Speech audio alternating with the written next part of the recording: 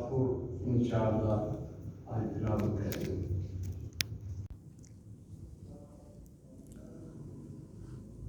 الحمدللہ والسلام علی عبادہ الذین اصطفیٰ، اشہد ان لا الہ الا اللہ وحدہ لا شریک لہ واشہد ان محمدا عبدہ ورسولہ۔ اللہم صلی علی محمد وعلی آل محمد وبارک وسلم۔ اعوذ باللہ من الشیطان الرجیم،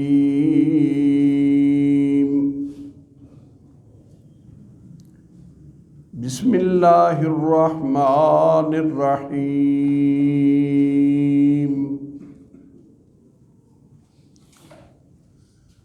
الہاکم التکاثر حتی زرتم المقابر، کلا سوف تعلمون ثم کلا سوف تعلمون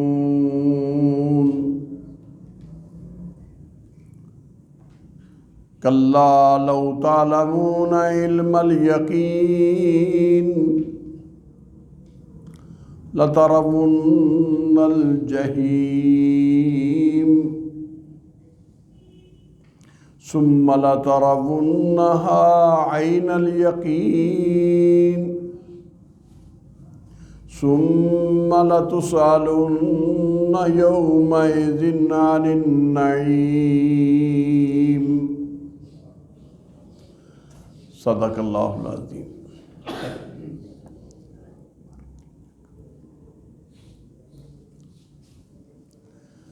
الہاکم التکاثر،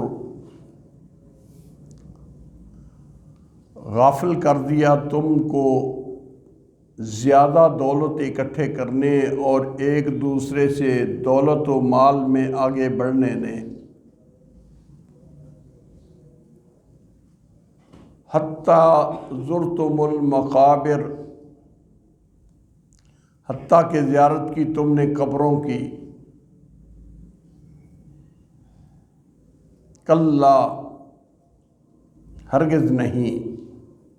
سوف تعلمون ان قریب جان لو گے تم، ثم کلا سوف تعلمون پھر ہرگز ایسا نہیں بلکہ تم اس مال کی کثرت کا نتیجہ جان لو گے۔ کلا لو تعلمون علم الیقین، نہیں ہرگز نہیں اگر تم یقین کے علم سے جانو، لَتَرَوُنَّ الْجَحِيمَ، البتہ تم ضرور دیکھو گے جہنم کو، ثُمَّ لَتَرَوُنَّهَا عَيْنَ الْيَقِينِ، پھر البتہ تم ضرور دیکھو گے اس کو یقین کی آنکھ سے دیکھنا، ثُمَّ لَتُسْأَلُنَّ يَوْمَئِذٍ عَنِ النَّعِيمِ، پھر البتہ تم ضرور پوچھے جاؤ گے اس دن نعمتوں کے بارے میں۔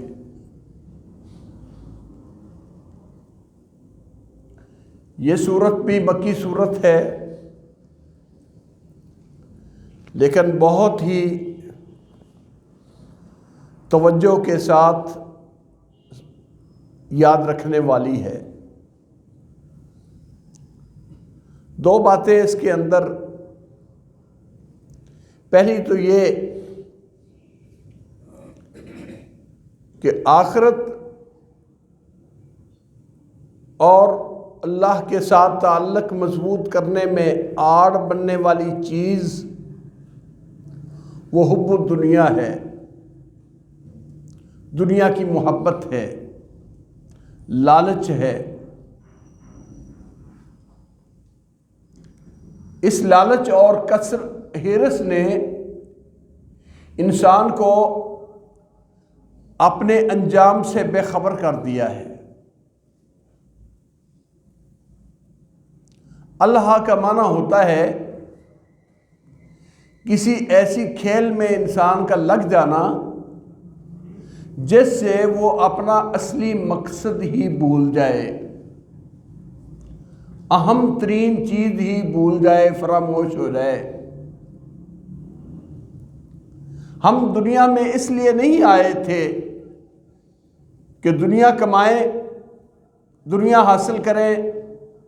بلکہ ہمارے آنے کا مقصد اللہ کی پہچان اور اللہ کی عبادت تھی۔ وَمَا خَلَقْتُ الْجِنَّ وَالْإِنسَ إِلَّا لِيَعْبُدُونَ،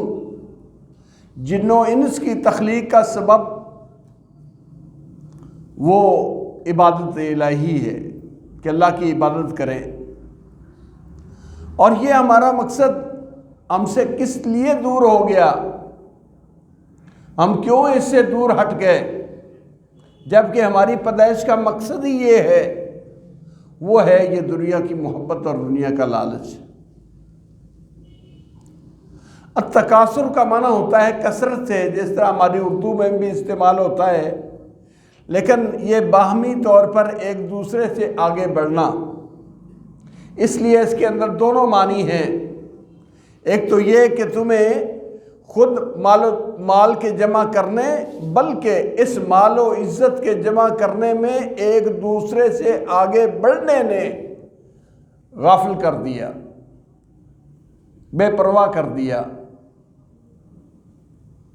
ہم اپنے اصلی مقصد کو بھول گئے، اور اس دنیا کا لالچ اس قدر کہ نبی اکرم صلی اللہ علیہ وسلم نے فرمایا لو کان لابن آدم وادیان من ذہب یا من مال لابتغى الآخر ولا يملأ جوف ابن آدم الا التراب ويتوب الله على من تاب۔ اگر ابن آدم کے لیے دو وادیاں، دو بڑے میدان بھرے مال کے ہوں یا سونے کے ہوں، لابتغى الآخر، حرص اتنی ہے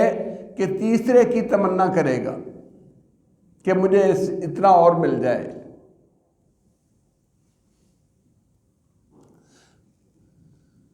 اللہ اکبر۔ اور اگر تیسرا مل بھی جائے تو پھر بھی حرص رکے گی نہیں۔ ولا يملأ جوف ابن آدم الا التراب، آدم کے بیٹے کی پیٹ کو مٹی بھرے گی، قبر کی مٹی جو اس کے اوپر ڈالی جائے گی، گویا کہ قبر کی مٹی ہی اس کے پیٹ کو بھرے گی، مرے گا تو اس حرص سے نکلے گا۔ ہاں وَيَتُوبُ اللَّهُ عَلَى مَن تاب، اگر کوئی بندہ اللہ کی طرف پلٹتا ہے، توبہ کرتا ہے، رجوع کرتا ہے غلطی ہونے سے کے بعد اپنی اصلاح کرتا ہے، تو اللہ رب العزت بھی مہربان ہیں، اللہ بھی اپنی عنایت، اپنی رحمت، اپنا لطف و کرم فرما دیں گے، اللہ بھی اس پر رجوع فرما لیں گے۔ یہ اللہ کی رحمت۔ تو الہاکم التکاثر، تم کو آخرت سے، آخرت کے گھر سے، قبر سے، اپنے مقصد سے، مقصد عبادت سے، اس مال کی ہوس اور حرص نے، اور زیادہ سے زیادہ اکٹھا کرنے اور ایک دوسرے سے آگے بڑھ جانے میں تمہیں اس حرص نے غافل کر دیا۔ حالانکہ جس چیز سے ہم غافل ہو گئے ہیں وہ لامحدود ہے، اور جس چیز کے پیچھے لگ کر ہم غافل ہوئے ہیں اس کی کوئی حیثیت نہیں۔ آپ صلی اللہ علیہ وسلم نے ایک دوسری حدیث میں تقابل کیا ہے دنیا اور آخرت کا۔ آپ نے فرمایا کوئی آدمی بھرے سمندر میں اپنی انگلی ڈبوئے اور ڈبو کے نکالے کہ سمندر کے مقابلے میں انگلی کے ساتھ پانی کی مقدار کتنی آئی ہے، پانی میں انگلی بھگو کے باہر نکالے تو پانی کتنا کو اس کی انگلی کے ساتھ لگے گا؟ ایک قطرہ، ایک قطرے سے بھی کم۔ اس کے مقابلے میں فرمایا آخرت سمندر ہے اور دنیا پوری کی پوری، حالانکہ پوری دنیا کسی کے پاس میں نہیں بانٹی ہوئی ہے، یہ پوری دنیا کی دنیا ایسے ہے جیسے انگلی میں آنے والا پانی ہے۔ وہ آخرت اتنی وسیع اور اتنی غیر محدود ہے۔ اس دنیا کی ہوس نے ہمیں اس سے غافل کر دیا۔ حتیٰ زرتم المقابر، حتیٰ کہ تم قبروں کی زیارت کی، یعنی قبروں کو داخل ہونے کی عمر کو پہنچ گئے، مرنے کے قریب ہو گئے، لیکن اس ہوس نے اندھا ہی کیے رکھا، مرتے دم تک اندھا ہی رہا۔ اور یہ ہوس، یہ ہرس ہی اصل دنیا میں فساد کی جڑ ہے۔ اسی لالچ نے انسان کو اندھا کیا ہے۔ حدیث میں پاک میں ہے ما ذئبان جائعان ارسلا فی غنم بأفسد له من حرص المرء علی المال والشرف لدینہ۔ فرمایا دو بھیڑیے بھوکے بکریوں کے باڑے میں چھوڑ جائیں، ان بکریوں کے باڑے میں داخل ہو جائیں تو وہ اتنا نقصان نہیں کرتے جتنا ہی انسان کی ہرس اس مال اکٹھا کرنے کی اور عہدہ اور منصب لینے کی، عزت اور شرف لینے کی، بڑا بننے کی، یہ ہرس انسان کے دین کو برباد کرنے والی ہوتی ہے۔ اتنے دو بھوکے بیڑیے بھی نقصان نہیں کرتے جتنی یہ دو بیماریاں انسان کے دین کو تباہ کرتی ہیں۔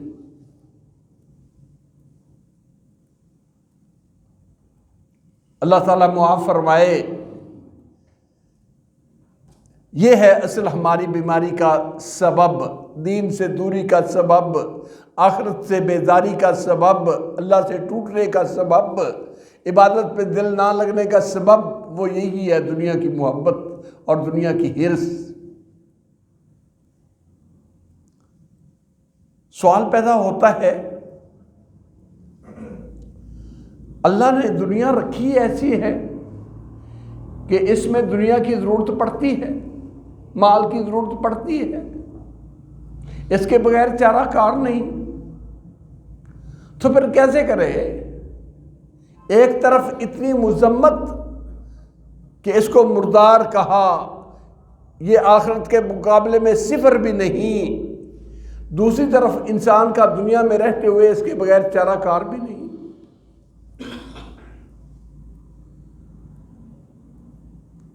میرے بھائیو، ہاں واقعی چارہ کار نہیں۔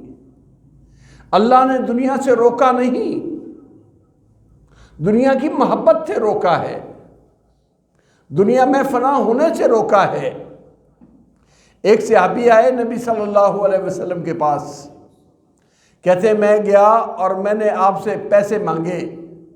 آپ نے دے دیے، اور مانگے اور دے دیے، اور مانگے اور دے دیے۔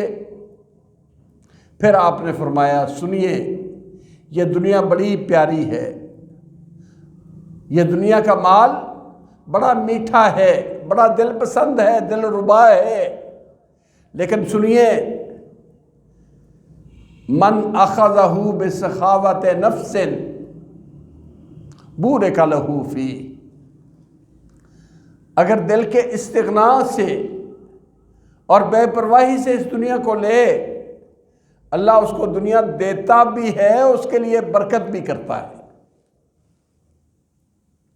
سخاوت نفس، نفس کی سخاوت کے ساتھ سخاوت نفس کا معنی استغنا، بے پرواہی، دنیا لے بورک لہ فی،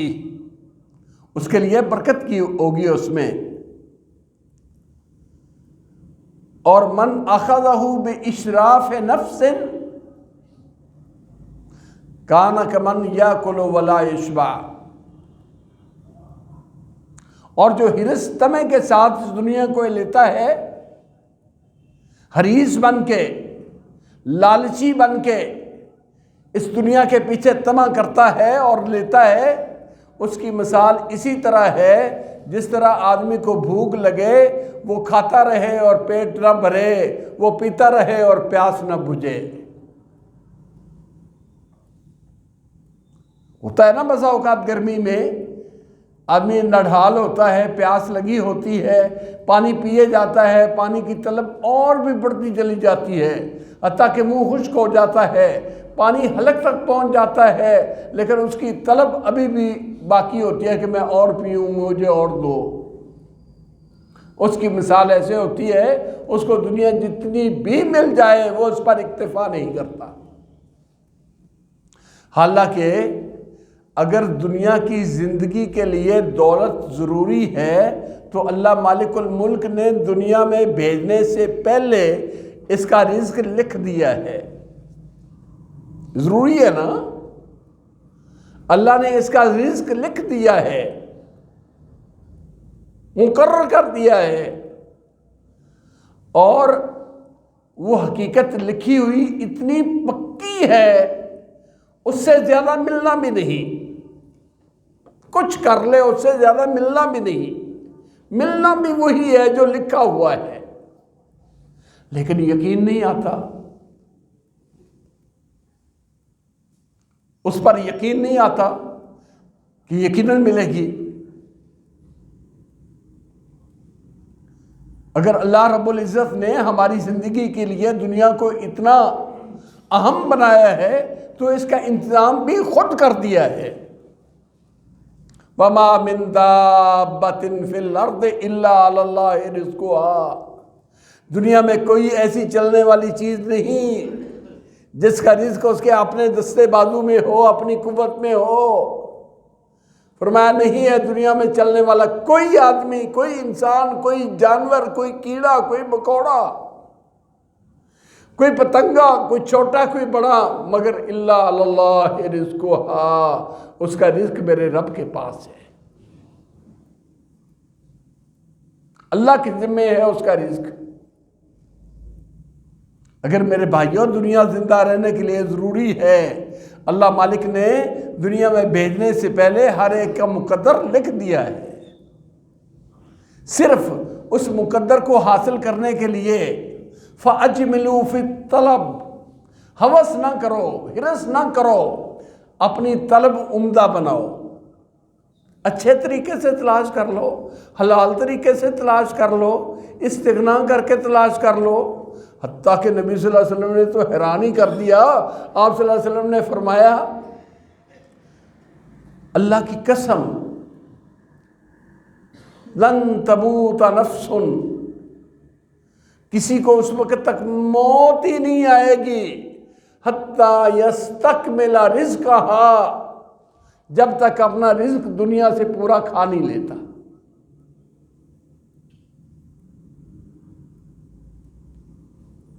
اتنی پکی حقیقت ہے۔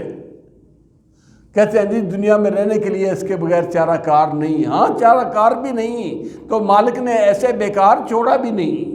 اس نے پورے انتظام بھی کر دیے ہیں، اور کھانا بھی اتنا ہی ہے جتنا اس نے لکھ دیا ہے، اس سے زیادہ کھا بھی نہیں سکتا، لے بھی نہیں سکتا۔ صرف ایک لینے کا طریقہ ہے، ایک بندہ لالچی بن کے لے لیتا ہے، ایک بندہ بے پرواہی ہو کے اس سے اپنے مقدر پہ راضی ہو کے وہ لے لیتا ہے، مل اس کو بھی جاتا ہے، مل اس کو بھی جاتا ہے، جو بھیک لے کے مانگنے کے لیے چلا جاتا ہے اس کو بھی مل جاتا ہے، اور جو اپنی جگہ پر بیٹھا رہتا ہے صبر اور قناعت کرتا ہے، جو اس کے مقدر میں ہوتا ہے رب اس کو بھی دے دیتا ہے، بلکہ اس کو زیادہ اچھا دے دیتا ہے، اس کو زیادہ اچھا دے دیتا ہے۔ کتنی مجلسوں میں ایسا دیکھا گیا ہے، ایک طرف کھانے پہ ٹوٹ پڑے ہیں، میں لے لوں میرے پیچھے نہ رہ جاؤں، دوسری طرف قناعت اور صبر کرو، وہ جہاں یہ کھانا پڑا ہوتا ہے خود لا کے آگے رکھ دیتے ہیں، خود لا کے پیش کر دیتے ہیں، لو کھاؤ۔ یہ ہے طلب جو اللہ نے مقدر رکھا ہے، اس کو حلال اور استغنا سے طلب کرنا، بے پرواہی سے طلب کرنا، اس کے اندر جمال، اس کے اندر خوبصورتی ہونی چاہیے، اس کے اندر لالچ اور نیچ پن نہیں ہونا چاہیے کہ حریص کی طرح ایک دوسرے سے جپٹنا اور ایک دوسرے سے کھینچنا۔ اللہ نے اسی مال کے لیے حلال طریقے رکھے ہیں، مال کمانے کے لیے کچھ تھوڑے طریقے، حلال طریقے بہت ہیں، محنت ہے، مزدوری ہے، نہیں ملا محنت کر لے، مزدوری کر لے، اللہ دے دے گا، بھوکا نہیں مرے گا، اچھا دے دے گا۔ لیکن صرف رشوت، ظلم، چوری، ڈاکہ، حرام خوری، جی میرا اس کے بغیر چارہ کار نہیں، ایسا نہیں۔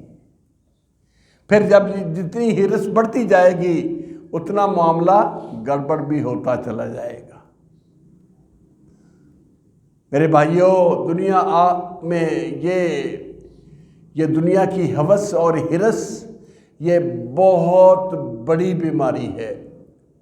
یہ دین کو خراب کرنے والی، دنیا کے اندر فساد برپا کرنے والی، دنیا کے اندر بگاڑ کا سبب بننے والی یہی بیماری ہے۔ بل تؤثرون الحیات الدنیا والآخرۃ خیر وابقی ان ھذا لفی الصحف الاولی صحف ابراہیم وموسیٰ۔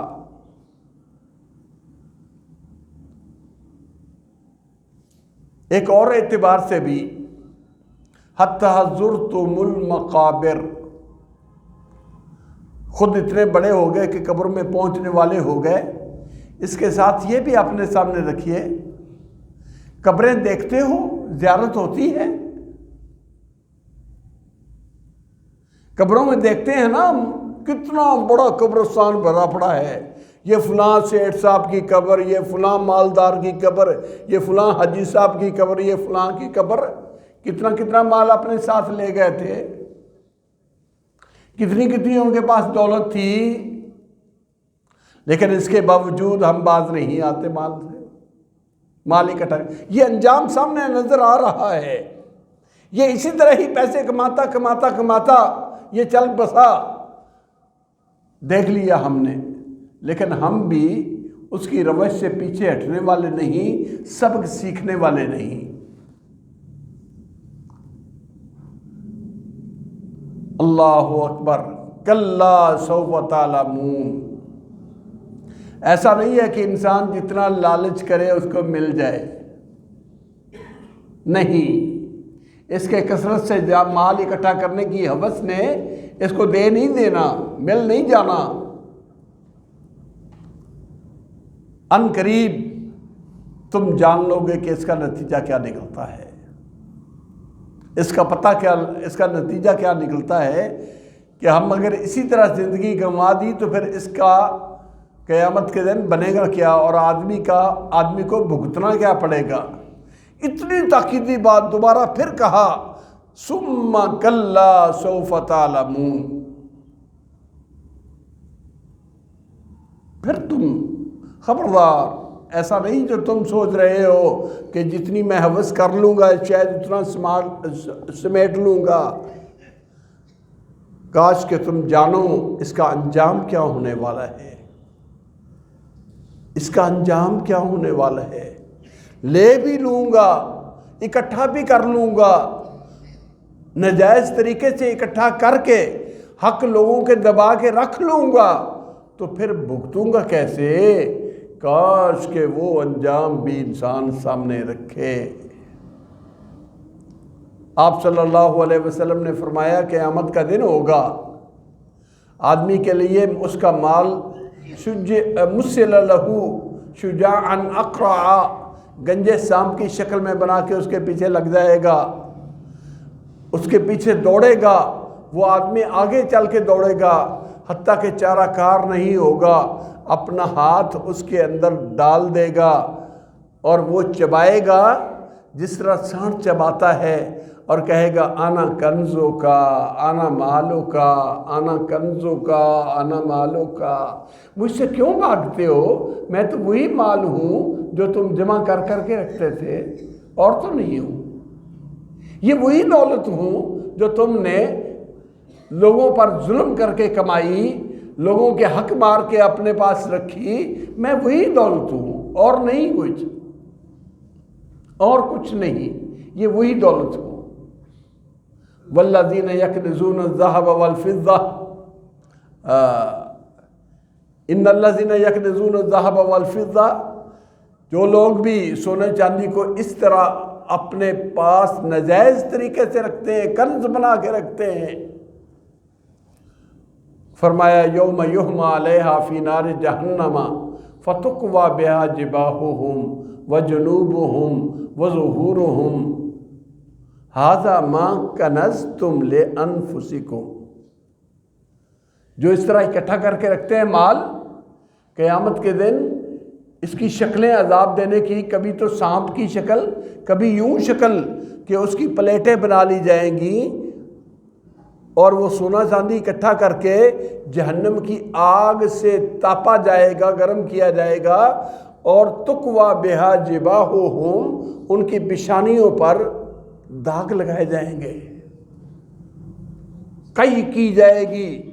گرم کر کے جہنم کی آگ سے، پیشانیوں پر لگایا جائے گا، وعلی جنوبہم،